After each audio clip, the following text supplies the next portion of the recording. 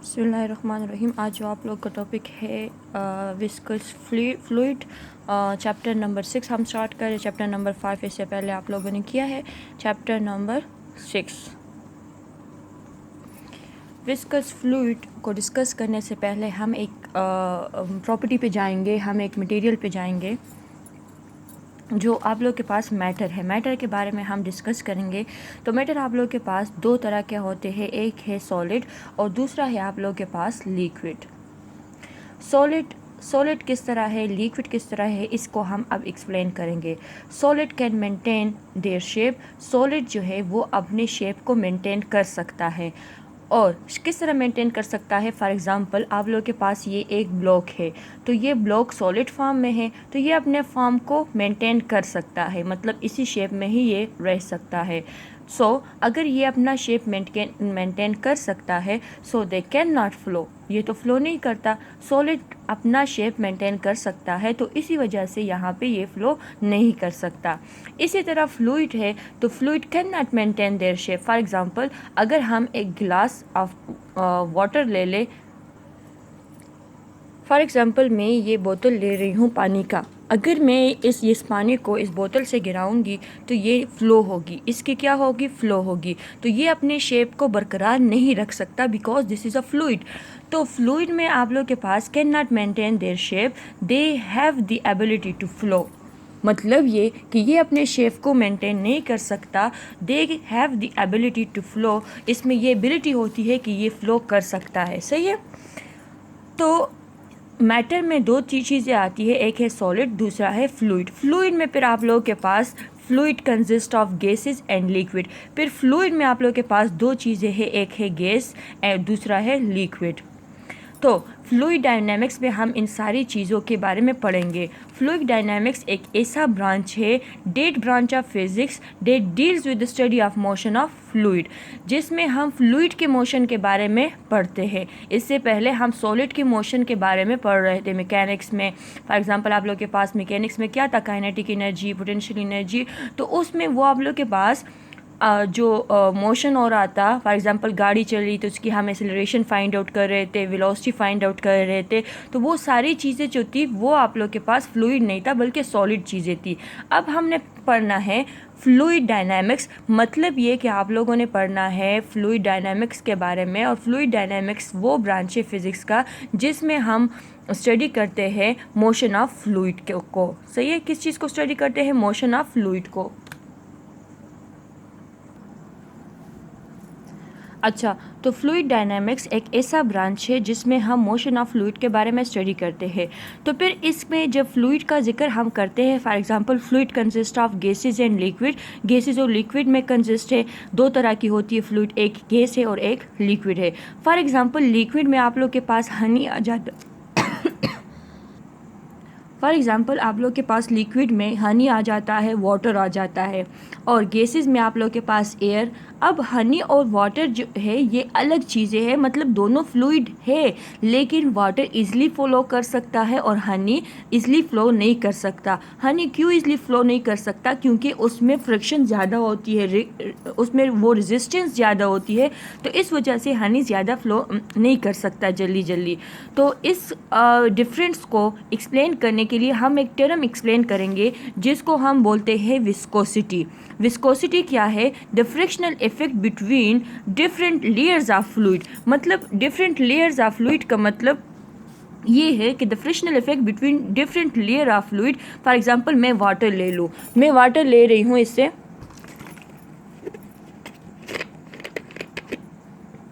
अब इस गिलास में मैं वाटर को डालती हूँ, ये देखिए ये इजीली फ्लो कर सकता है। अब अगर मैं इस वाटर की बजाय हनी ले लूँ और उसकी फ़्लो कर लूँ तो वो इजीली फ़्लो नहीं कर सकता, बिकॉज उसमें फ्रिक्शन ज़्यादा होती है। तो frictional effect between layers of fluid called viscosity. जब frictional effect between different layer of fluid, यानी डिफरेंट लेयर का मतलब ये कि उसके फॉर एग्जांपल आप लोग जब हनी डालते हैं ना तो एक लेयर बन जाता है, दूसरा लेयर बन जाता है, इसी तरह स्लो स्लो स्लो स्लो उसकी फ़्लो होती है। तो उसमें जो फ्रिक्शनल इफेक्ट होता है उसको हम बोलते हैं विस्कोसिटी। सही है, विस्कोसिटी बोलते हैं। लेकिन स्टूडेंट्स, विस्कोसिटी को आप लोग फ्रिक्शन नहीं बोल सकते। क्यों फ्रिक्शन नहीं बोल सकते? क्योंकि फ्रिक्शन तो एक फोर्स है, जबकि विस्कोसिटी एक अलग टर्म है। इसको आप लोग फ्रिक्शन नहीं बोल सकते। यानी आप लोग ये नहीं कि विस्कोसिटी और फ्रिक्शन एक ही चीज़ है, क्योंकि फ्रिक्शन तो एक फोर्स है, जबकि विस्कोसिटी एक अलग टर्म है। लेकिन फ्रिक्शनल इफेक्ट बोल सकते हैं कि एक फ्रिक्शनल इफेक्ट है। सही है, विस्कोसिटी जो है वो एक फ्रिक्शनल इफेक्ट है जो लेयर्स के दरमियान जो रेजिस्टेंस होती है उसकी फ़्लो की। For example, Honey easily flow कर सकता है, जबकि हनी थोड़ा मुश्किल से फ़्लो करेगा, जबकि वाटर ईज़िली फ़्लो कर सकता है, बिकॉज उसमें हनी में फ्रिक्शन ज़्यादा होती है, फ्रिक्शनल इफेक्ट ज़्यादा होती है बनिस्बत वाटर में। तो विस्कोसिटी आ गया। अब viscosity it opposes the relative motion between different layer of fluid. मतलब हनी फ्लो डिफ़िकल्ट और वाटर फ्लो इजली। आप लोग यहाँ पे इस तरह लिख सकते हैं कि वाटर फ्लो इजली और हनी फ्लो डिफ़िकल्ट। सही है, तो हनी जो होता है वो थोड़ा सा डिफ़िकल्टली फ़्लो होती है because of the frictional effect, और वाटर जो है वो ईज़िली फ़्लो कर सकता है। फॉर एग्जांपल, अगर मैं इसको गिराऊंगी नीचे तो ये ईज़िली फ़्लो कर सकता है, लेकिन अगर मैं हनी को गिराऊंगी तो वो ईज़िली फ़्लो नहीं कर सकता। तो it opposes the relative motion between different layer of A fluid. मतलब ये अपोजिशन उसमें होती है, वो रिलेटिव मोशन में अपोजिशन होती है कि उसकी फ़्लो में। अब इसकी मेजरमेंट के लिए हम एक टर्म यूज़ करते हैं जिसको हम बोलते हैं coefficient of viscosity. Coefficient of viscosity का मतलब कि उसकी न्यूमेरिकल वैल्यू फाइंड आउट करने के लिए हम एक टर्म यूज़ करते हैं जिसको बोलते हैं हम कोफिशिएंट ऑफ विस्कोसिटी।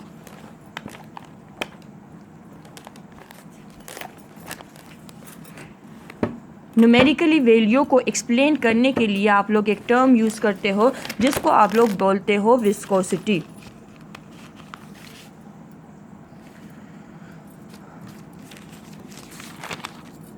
अच्छा, coefficient of viscosity Greek letter eta, इसको हम बोलते हैं ईटा, और ये विस्कोसिटी की न्यूमेरिकली वैल्यू को एक्सप्लेन करने के लिए हम यूज़ करते हैं। Numerically value of resistance to flow of fluid. Numerically value, आप लोग के बुक में इसकी डिफिनीशन लिखी है कि the numeric value of resistance to flow of fluid या flow of fluid viscosity is called coefficient of viscosity. यानी विस्कोसिटी की जो हम न्यूमेरिकली वैल्यू फाइंड आउट करते हैं तो उसको हम बोलते हैं कोफिशिएंट ऑफ विस्कोसिटी, जो ग्रीक लेटर ईटा से रिप्रेजेंटेड है। ईटा की वैल्यू हनी के लिए ग्रेटर होगी क्योंकि उसमें विस्कोसिटी ज़्यादा होती है, उसमें रेजिस्टेंस ज़्यादा होती है। हनी की कोफिशिएंट ऑफ विस्कोसिटी क्यों ग्रेटर होती है? क्योंकि उसमें रेजिस्टेंस क्या होती है? ज़्यादा होती है। जबकि वाटर में कोफिशिएंट ऑफ विस्कोसिटी स्मॉलर होती है क्योंकि उसमें जो रेजिस्टेंस होता है वो लेस होता है। रेजिस्टेंस मतलब क्या? अपोजिशन। फॉर एग्जांपल, मैं यहाँ पर इस ग्लास को इस तरह कर रही हूँ तो यहाँ पे ये रेजिस्टेंस है, ये आगे नहीं लेके जाता, तो यहाँ पे रेजिस्टेंस है। अगर यहाँ पे रेजिस्टेंस ना हो, फॉर एग्जांपल मैं शीट को हटा दूँ और इस तरह कर लूँ तो यहाँ पे रेजिस्टेंस कम है, ये इजीली कर सकता है। इसी तरह हनी में रेजिस्टेंस ज़्यादा होती है फ्लो की, तो उसकी कोफिशिएंट ऑफ विस्कोसिटी ज़्यादा होती है। जबकि वाटर में रेजिस्टेंस कम होता है फ्लो करने की, तो उसकी कोफिशिएंट ऑफ विस्कोसिटी जो होती है वो कम होती है। सही है। विस्कोसिटी बेसिकली क्या चीज़ है? विस्कोसिटी बेसिकली रेजिस्टेंस है। क्या चीज़ है? रेजिस्टेंस।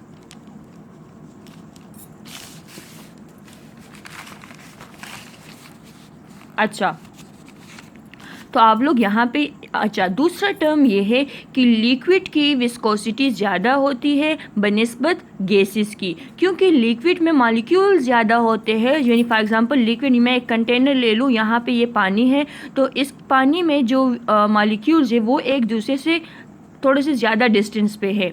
लेकिन अगर मैं गैसेस ले लूँ, फॉर एग्जांपल ये मैंने गैस कंटेनर लिया है और ये मैंने लिक्विड के लिए कंटेनर लिया हुआ था, तो इसके मॉलिक्यूल्स में डिस्टेंस और भी ज़्यादा है। तो लिक्विड की विस्कोसिटी क्या होती है, उसमें रेजिस्टेंस ज़्यादा होता है क्योंकि इसके मॉलिक्यूल थोड़े से नज़दीक होते हैं, जबकि गैसेस की विस्कोसिटी कम होती है लिक्विड से क्योंकि उसकी मॉलिक्यूल में डिस्टेंस ज़्यादा होती है। विस्कोसिटी बेसिक मतलब रेजिस्टेंस है, समझ गए हो ना, क्योंकि यहाँ पे विस्कोसिटी इजली फ्लो नहीं कर सकता, जबकि यहाँ पे गैसेस में विस्कोसिटी इजली फ्लो कर सकता है थ्रू डिफ्यूजन। फॉर एग्जांपल आप लोग डिफ्यूजन ले ले, डिफ्यूजन आप लोग एक रूम में परफ्यूम को कर ले और वो बाहर भी उसकी स्मेल पहुँच जाती है, क्योंकि थ्रू डिफ्यूजन।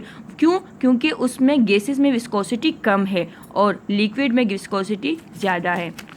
अब यहाँ पे कुछ टर्म है जो इफ़ेक्ट करते हैं विस्कोसिटी पे। फर्स्ट वन टर्म है effect of temperature on viscosity, कि टेम्परेचर पे विस्कोसिटी का क्या इफ़ेक्ट होता है। पहले हम लिक्विड के लिए डिस्कस करेंगे। For liquid viscosity decreases with increases in temperature. Liquid में विस्कोसिटी डिक्रीज़ होती है जब हम टेम्परेचर को इंक्रीज़ करते हैं। मैंने यहाँ पे इन्वर्सली प्रोपोर्शन लिखा हुआ है, जब मैं टेम्परेचर को इंक्रीज़ करूँगी तो वेलोसिटी डिक्रीज़ होगी।